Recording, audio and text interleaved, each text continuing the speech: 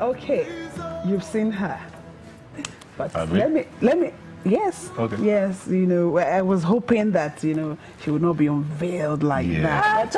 Anyway, she's here. She is an actress. She's a script writer, a director, a producer, trained digital filmmaker at the New York Film Academy. She's a mother. She's a wife. She's a friend. She's a sister. She's a daughter. Omoni, Oboli. Thank you so much for joining us this morning. Thank you for having me. Good to have you. Thank you.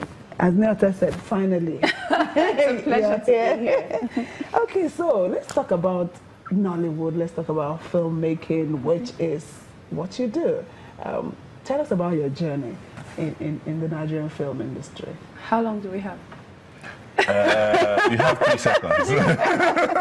It's a long story. My journey started many, many years ago when I was in my first year in university. A group of my friends had come to Lagos and they had been in a few movies as waka pass, as we called it then. You know, you just have a walk-on role. You don't say anything, but you're just in the movie, maybe at a party or something, you know.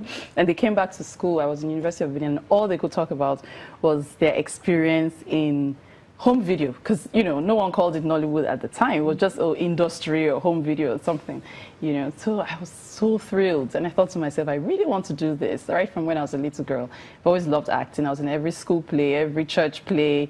In secondary school I was the head of Literary and Debate Society, and it was my job to actually write, produce and direct plays, for Parents Teachers Day and stuff like that. So it was a passion that I had, but had no way to really express it professionally.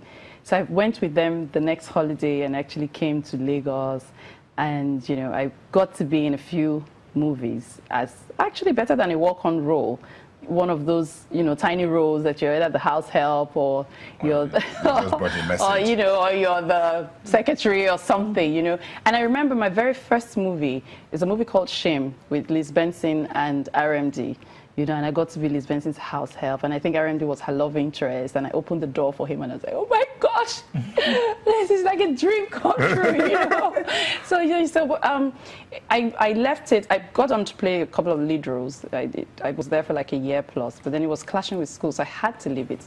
So I left it for over a decade, because right after school I got married, we relocated, and all the stories, and then we came back, and it was like, I came back into Nollywood over 10 years after I had left it. So of course, it was like starting over again. And since then, it's just been one journey or the other, and here we are today. Okay, so I am going to move away from Nollywood. Okay. For a while, because you mentioned it that immediately after school you got married, and you were out for 10 years. I've been privileged to meet you and your boys, and I want to ask you. I call your boys because if you see her boys. Yeah, I've seen the picture.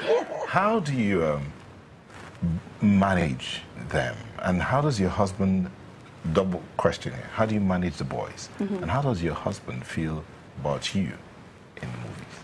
Well, he's great about it. He's what I would call a modern day man.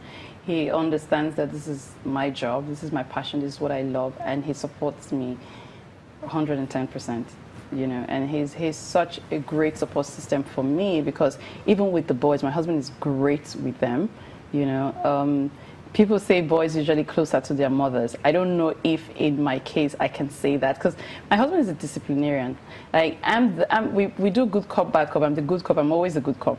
And he's the bad cop, but then the boys are so close to him. It's ridiculous. Like, how do you smack somebody this minute and the next minute they're with you and gisting? And I'm like, if I did, I don't even know if they will still gist me, But he's really great with them. And for me, answering your question, to be able to manage career and family and all of the things you have to do, because I'm jack of all trades. I'd like to think I'm myself although. So and do all of the things that I do, you have to have a great support system.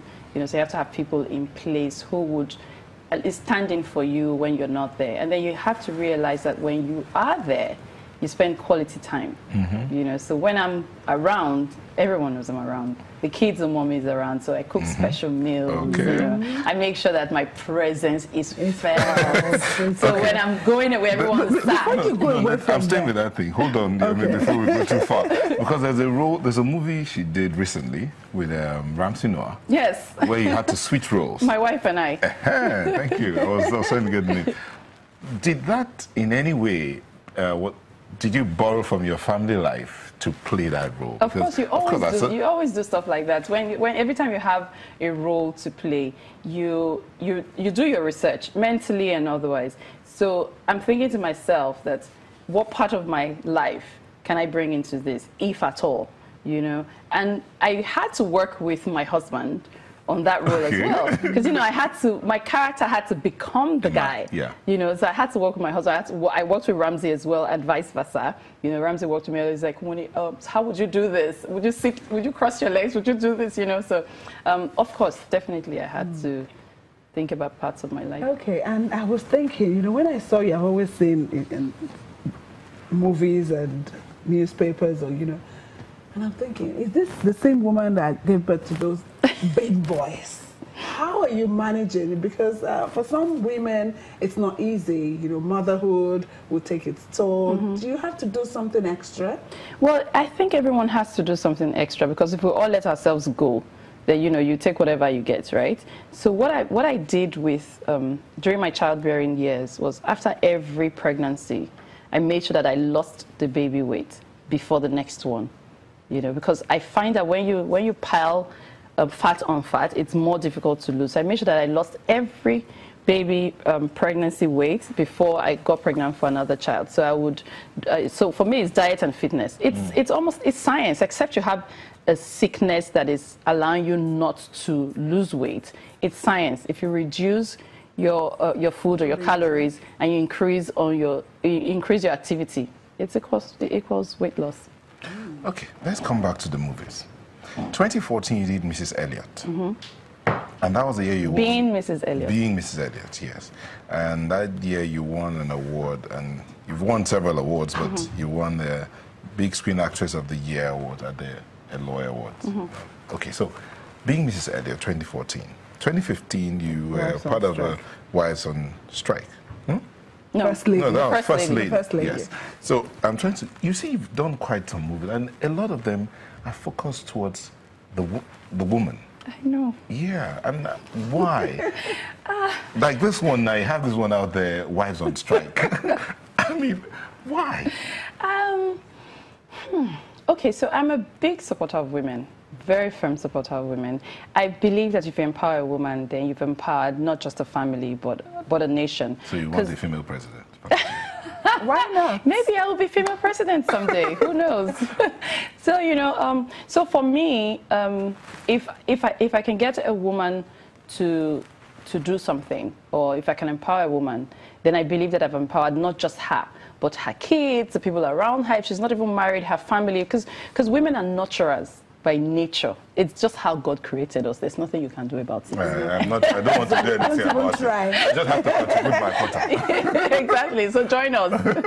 You know. So that's why I always do movies that sort of showcase women and their plights and all the stuff that they go through, and, you know, try to prefer solution. You know, the truth is, there are different ways we can address issues. There are different ways we can appeal to government. There are different ways we can appeal to society.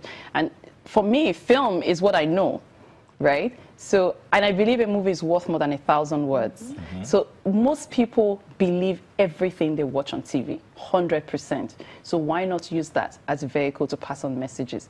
My job is to entertain, but I also would love to educate while I'm doing it. That's why I make such films. Since you said most people believe what they see on TV, that's why sometimes the actors and actresses get, you know, the shorter end of the stick sometimes from the people, and say, okay, why did you act like that? We'll go on a break, and when we come back, we'll talk about you as a scriptwriter and director, producer. You tell us which one you like most.